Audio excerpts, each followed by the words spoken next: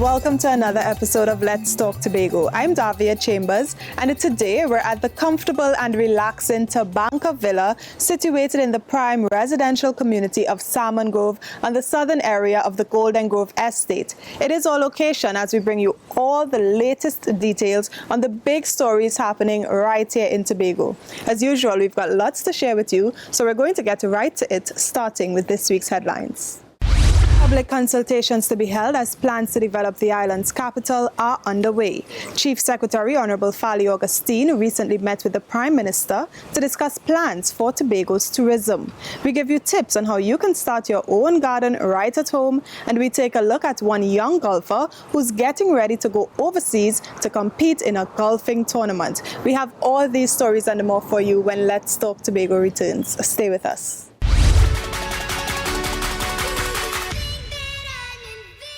I decided to take the vaccine to first provide protection for myself and my family and the people around me, including my co-workers and everybody I come into contact with, including the public. In the course of my duties, I am heavily engaged in public discussion, public meets, and I do a lot of investigations in the public. So I decided, based on the empirical data provided and based on advice of my physician, that the vaccine is the way to go to protect us all. So, vax up, protection starts with us.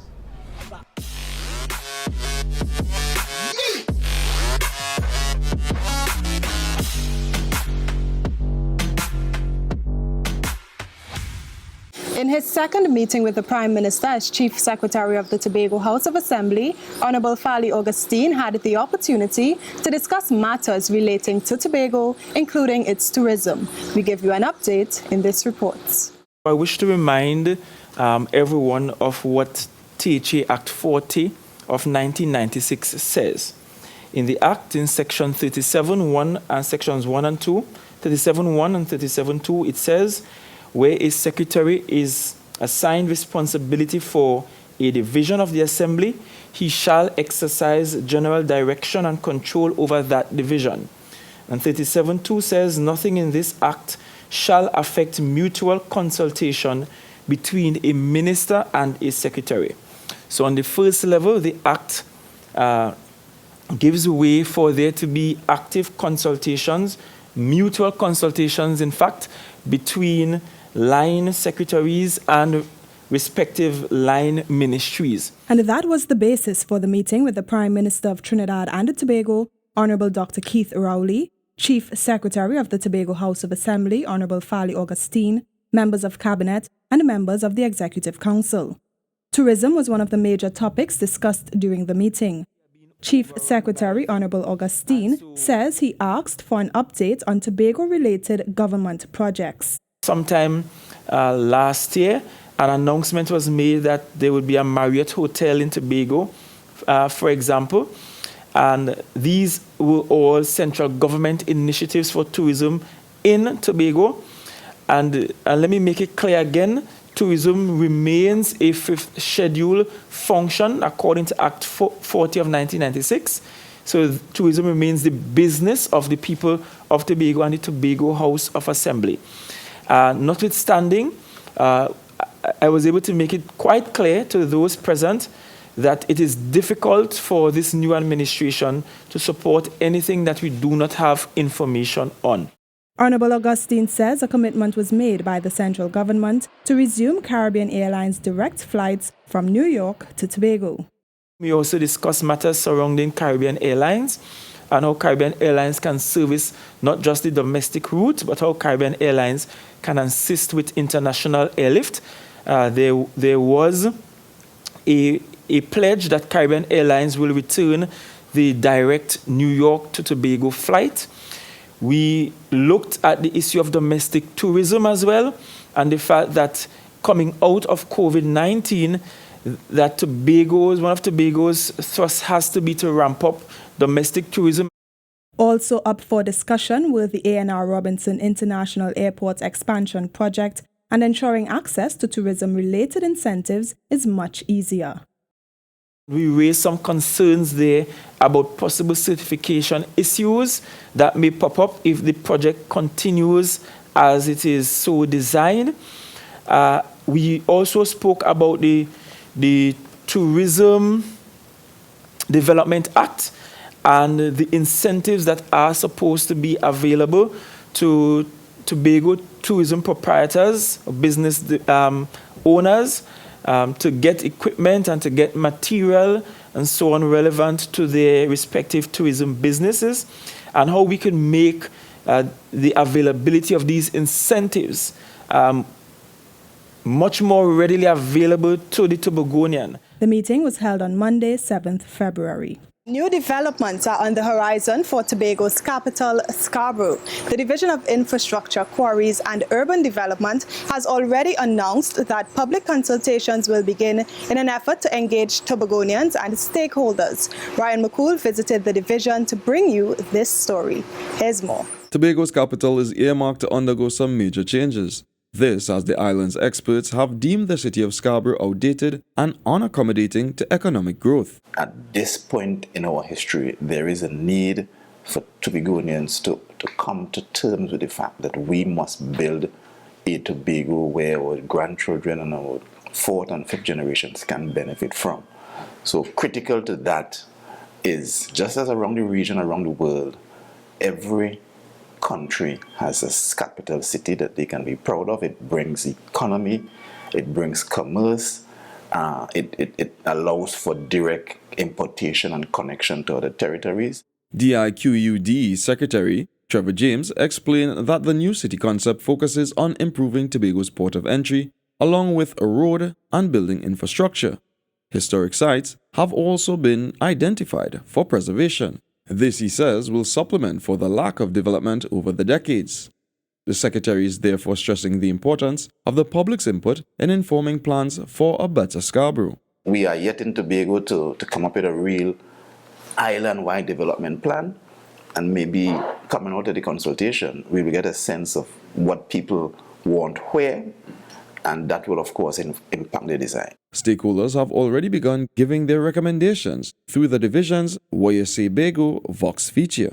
Pavement, you don't have to break down the old buildings. You could then that could repair and keep them as a tourist thing. And some of them ganga building, get rid of them.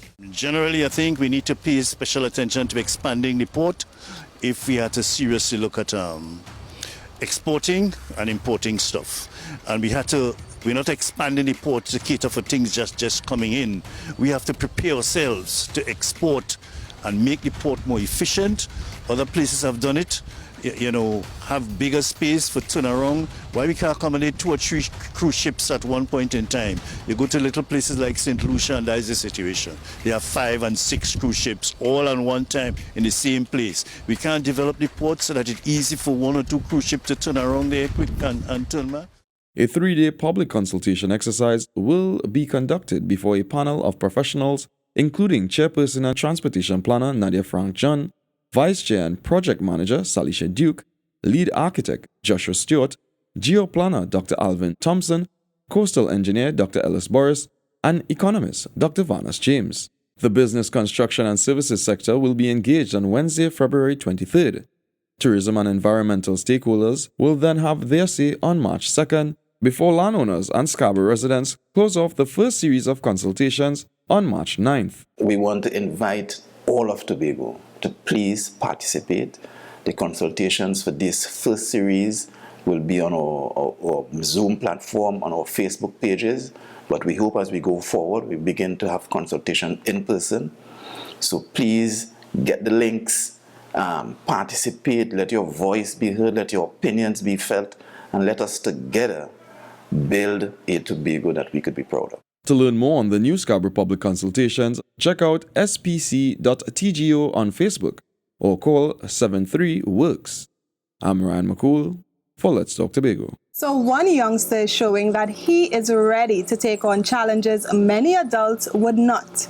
At just 5 years old, he'll be flying to the United States, Orlando, to be specific, to compete in an international golfing tournament. Crystal George tells us more in this story.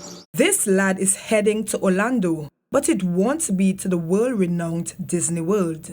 In fact, this trip will forever be etched in his mind because only at age 5, Legacy Fleming will be competing at not one international tournament, but 3. They include the Junior Tour, then on to the US Kids Golf Tournament and the Future Champion Gold Tournament. And his reaction to this is, I would feel happy. I will win all of the trophies and all of the medals. Legacy's coach describes him as a natural athlete. Legacy started Irving's Golf Academy in March last year, 2020, and his progress seemed faster than usual. It took about, say, 4 months for him to move from the snag equipment, which is the hard golf club, to the real golf club. He's been hitting the ball exceptionally well. And he's a natural athlete, as I always say. He's a natural athlete on a whole. I think it will be a great start for him to be exposed with other kids who have a variety of golfing or golf course in the United States for him.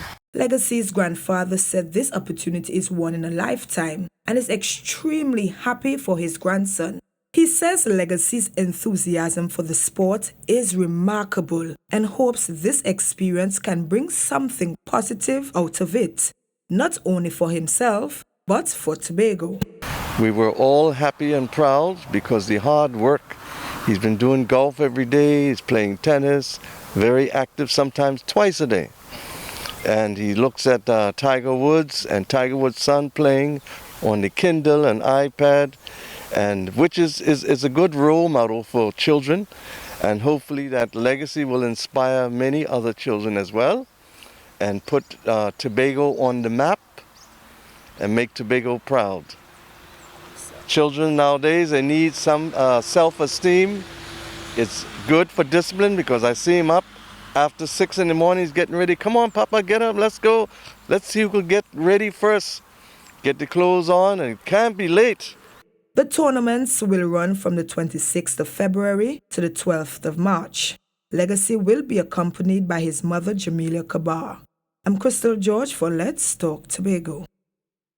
We have to take a break, but when we return, we take a look at part 2 of the series, Your Money and You. It's coming up next, so stay with us.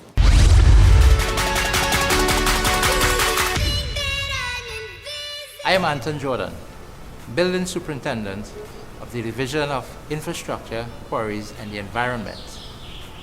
I took the vaccine because I have 3 children. I don't want to be wondering what happens to them in the event that I have to be hospitalized from the coronavirus. Right now, we are heading back out to work.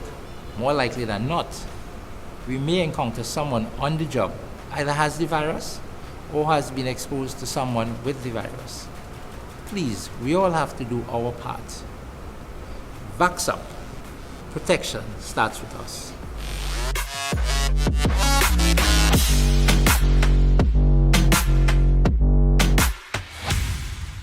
We continue with our Your Money and You series. In part 2 of this series, we'll tell you about 3 simple steps you can follow when making big or small purchases, or even when planning your future.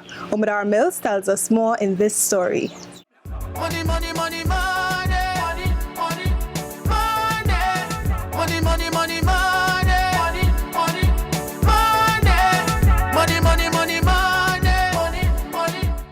You work harder to earn money to take care of yourself and your family. To get the best out of what you earn, it's important to plan before you spend. Program Coordinator at the Financial Literacy Secretariat, Afisha McCain, says planning is a vital first step. It helps you to map out your short and long-term monetary goals. Planning is one of the first things we ask persons to do because it allows you to assess where you are now, where you want to be in the future, and exactly how you're going to get there. If you have a better visualization of some of the goals and accomplishments you want for yourselves and your family, you're more likely to start to behave in a way so that you can achieve those goals. The next step is to look at your savings portfolio. This means knowing how much you are currently saving. You should also be looking at areas where you can cut back and save. This will take you closer to achieving your financial aims. We want you to get into the habit of saving. And not just saving for saving's sake, but really saving towards those goals that you had in your plan. And also save for potential emergencies. One of the things that we unfortunately saw during COVID is a lot of persons weren't prepared for the job loss, the reduced income, the unfortunate untimely deaths of their loved ones. And therefore, we want persons to be able to prepare themselves and build their resilience, especially during this time. Having a budget is another key area. Mrs. McCain advises that you carefully track your spending and saving. This helps you understand your finances and to take proactive steps to improve them for the future. You can implement budgets using Excel spreadsheets, budgeting apps, budget planners, or the cash envelope system. Budgeting is probably one of the most important money management tools there is, because it allows you to track your spending, it allows you to identify if there's areas where you can cut back, and also you may potentially have to increase your income, probably start a second job, probably start a small business, because that is going to allow you not just to meet your immediate needs, but also to save towards those longer term goals. Staff at the Financial Literacy Secretariat, Division of Finance and the Economy are there to help people streamline their finances and achieve their objectives. For more information, call 639-4412, extensions 53401 to 53405, or email fls@gov.tt. I'm Amadara Mills for Let's Talk Tobago. The Pigeon Point Reef Operators Association and Assemblyman Joel Sampson embarked on a beach cleanup campaign at the Pigeon Point beach area and environs. The campaign saw the removal of garbage and the cleaning of the mangroves. Now, this beautification project is necessary for the preservation of the natural habitat and for tourism. Here's more in this story.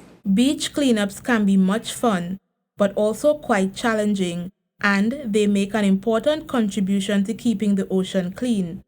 That was the aim behind the latest beach cleanup held at Pigeon Point Heritage Park, where they focused on cleaning the mangrove area. Area Representative and Assistant Secretary of Infrastructure, Quarries and Urban Development, Joel Sampson, spearheaded the initiative in collaboration with the Pigeon Point Reef Tour operators and the Division of Tourism, Culture, Antiquities and Transportation. Assemblyman Sampson says removing debris from beaches will reduce the effects of pollution on our oceans. This cleanup effort is designed to assist with the problems that we have. You know, we have a lot of floodings in the area, and the mangrove impacts a lot of that. We had a tour of the mangrove with some of the Reef Association tour owners, and we realized that there are a lot of plastics and rubbish through the mangrove, which affects us adversely when the rainfall comes. So we decided to embark upon this project. It would be an ongoing project because it's years of rubble and rubbish up in this mangrove. So we have to keep our spaces clean, you know. I also want to encourage the persons, when you are liming, be conscientious, you know. Have thought about the effect it would happen down the road now. So instead of dropping your rubbish, dropping your plastics, just walk with it now, so that in future we won't have this kind of mass cleaning to do. Assemblyman Sampson says once the area is cleared, the beautification project will begin. We have a lot of nice nature sites here, nature trail that we could create through the mangrove. So once we get this cleaned up, we set up some nice hot sweating areas where persons can come and view, they can take pictures and make it safe, a safe space, so that the tourists can, instead of just going to the front line where most persons are accustomed to, you know, tourists like to venture on nature trails. So that's what it's set about. When beaches are free of litter, tourists and visitors are much more inclined to enjoy them and spend money at businesses near the beaches. However, while tourism helps with boosting the economy, particularly in Tobago, the beaches should be kept clean for our own use. No one likes dirty places. I mean, anywhere in the world you go is dirty, people frown at it. I mean, we are here to try to maintain this. Hopefully people will appreciate what we do and don't litter when they come. They can take their garbage with them. It's not about the tourists, it's about our environment really. We live here, so we have to protect it and keep it clean. Tourists is just visiting. Of course, we appreciate the tourists. It's income for the island, but we need to be careful about how we maintain our environment. It's too dirty. The litter, the garbage system here, we need it. In fact, we need to really have a garbage policy. Time to separate garbage, time to have standardized bins, these bins that are not so friendly to dogs and cats in the night. I'm Megan Wallace for Let's Talk Tobago. It's never too late to start a new hobby like home gardening. But do you know how to get the most out of your home garden? Well, we've got you covered. Here are a few tips on how to get started. Have a look. You may not have the yard space to cultivate a garden of this size like farmer Sharon Morris, but you can still exercise your green thumb by starting a home garden. Denisha Jones-Williams, Technical Field Officer under the THA's Home Gardening Initiative, advises people to assess their space before planting. She says the conditions can affect what you want to plant and how much you can harvest. You have to look at your yard space to determine if it's flat, if it's sloped, if it's secure, so that you don't have that issue with predial larceny. Right, and once it's not going to be waterlogged as well, so you have to do basically a site visit then in a yard. You need to observe a yard and select that appropriate spot. Especially you need to look and make sure if the area is going to be too shaded, right? So once you are able to work that out, then you could do whatever production you want. If land space is limited, consider using repurposed containers with drainage holes. These range from old tires and plastic bottles, to plastic bags and old food bowls. And while you can use just about anything as a plant pot, you should be mindful of the condition of your soil as well as your plants or seeds. What I stress on is knowing where you're getting your planting materials from, because you could purchase your seedlings and it could come with issues. So it's to find out if that variety is resistant to whatever pest, to look and observe as well, even from your seeds, to make sure that it's coated. The planting material is something that I would really try to emphasize on and stress on, that they need to be mindful of where they're getting that. Even their soil as well, because some home gardeners I know too, they will get their topsoil from other people and they are bringing issues into their gardens. Record keeping is another practice that home gardeners should engage in. Denisha explains why. Some persons, they will go out and plant, and then because they don't know when, the plant goes past maturity and then the crop is bitter, right? So for example, lettuce. If it is that you didn't record when you planted, and then I know everybody wants to see this nice big head of lettuce, but then sometimes it growing as big means that it's bitter, and that's because it went past that stage of maturity. So I would just really want to advise and to give that tip, that jot down the days that you plant. Technical officers at the Home Gardening Unit also do site visits and provide assistance in land preparation and building grow boxes.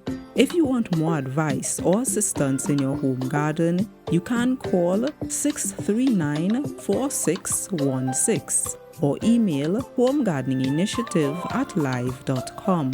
I'm Amadara Mills for Let's Talk Tobago.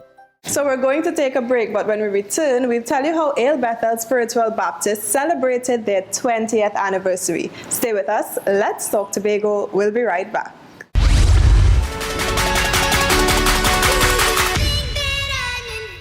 Hi, I'm Mr. Rajman, Drainage Supervisor with the Division of Infrastructure, Quarries and the Environment. The decision for me to take the vaccine was a no-brainer, not just to protect myself and my family from the COVID virus, but the public as well. On a day-to-day basis, I'm charged with running the Roxborough District, which I have to interact with 600 plus workers, key stakeholders in the community and the public. So it's time for us to really stamp out this virus and eradicate it. So, backs up, protection starts with us.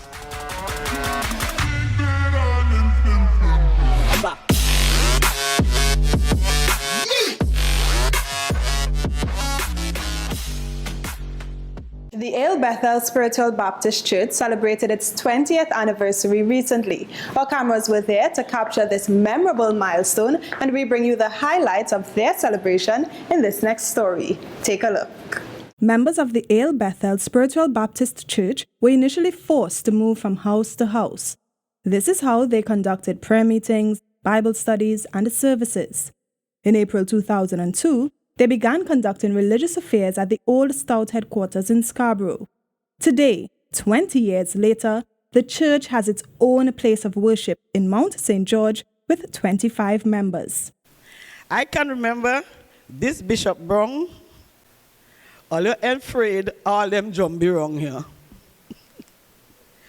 Because we were not very far from all the cemeteries wrong Bacalet. But we spent our time there and did well. The church moved to its current location in Mount St. George in 2005. The first service was held on an open plot of land that had been presented to the members. El Bethel started working on our permanent structure. As you look at where we are presently, we have come a very long way. Bone of my bone, this is where I got my start from spiritually, after being baptized like about 1 week before in Trinidad as well too. But my foundation was given to me by Reverend Dillon at the time and by Mother Moy then. And from then till today, my children and I were reminiscing about it. We have been in the faith approximately 23 years. 23 years. And we have not left it. God continues to be our strength, our Redeemer. And Ale Bethel, I want to thank you so much. So the church celebrated its 20-year anniversary by showing appreciation to those who've contributed to its development. Receiving awards were Deaconess Malvina Gardiner posthumously, Audrish Jacqueline Lewis Balfour posthumously, Matron Suzanne Jerry, Verna Warner Lewis posthumously, Minister Marilyn Kabir, and Bishop Muriel Dillon. Today, you may not have been there yet. You have not yet accomplished. But where we have come from, we sing this song, the journey just began. And even if we have accomplished 20 years, there's still a long way to go. So the psalmist said, and I made God my trust. Persons in attendance also received tokens of appreciation. Tobago-based International Football Academy and Agency, the Assessment Training Development Academy Limited, is working to develop young players into footballing professionals. ATDAL has been seeking to secure football opportunities across Europe for local prospects. Here's more. Initially, the program aimed at professionalizing African footballers seeking asylum in Germany. But with the success of his ABC Moves professional training programs, it evolved into including players from across Europe. Now, Tobago's son, Roel Shepherd, together with his ATDAL team, have been creating major opportunities for locally based players. I brought 19 players here from Tobago and I put them up against teams here and we trained, and I realized the power and athleticism that they had was above average. So I decided to work in Tobago and try to foster the talent there. The ATDAL head coach created a hybrid elite training regime, which guides the Tobago-based training camp at Idlewild. In turn, Tobago coaches Hamlet Gibbs and Kian Boswain prepare local players to meet the requirements of international academies and clubs. I got the training, some of the training method from Barcelona, their concept, and I blend it with the German style. So it's speed with technique, but with also that mental power and concentration. This program also allows local players to become professional coaches should pro ambitions not materialize. ATDAL launched its pilot project in 2021, exporting 4 Tobagonians to the International Football Academy de Portugal on a 6-month trial. So far, the prospects are continuing to grow. They are doing pretty well now. We are waiting for for them to sign contracts so they can come back home and go back to fulfill their dreams and aspirations. The Artdal team remains grateful to the Ministry of Sport and the Tobago House of Assembly for supporting the program. Coach Shepherd remarks that while the mission is a Herculean one, the rewards to follow will be much greater. I'm Ryan McCool for Let's Talk Tobago. Well, we've come to the end of yet another edition of Let's Talk Tobago, and as always, we thank you for watching. Please email us with your comments or queries about the program, and be sure to visit our website, like our Office of the Chief Secretary Facebook page, follow us on Instagram and Twitter, and subscribe to our YouTube channel. For more information on Villa 55 Tabanca Villa, you can contact Patsy at 795-2701. From our house to yours, I'm Davia Chambers, along with the Department of Information, Office of the Chief Secretary, Tobago House of Assembly, wishing you a safe and fantastic week. Do enjoy.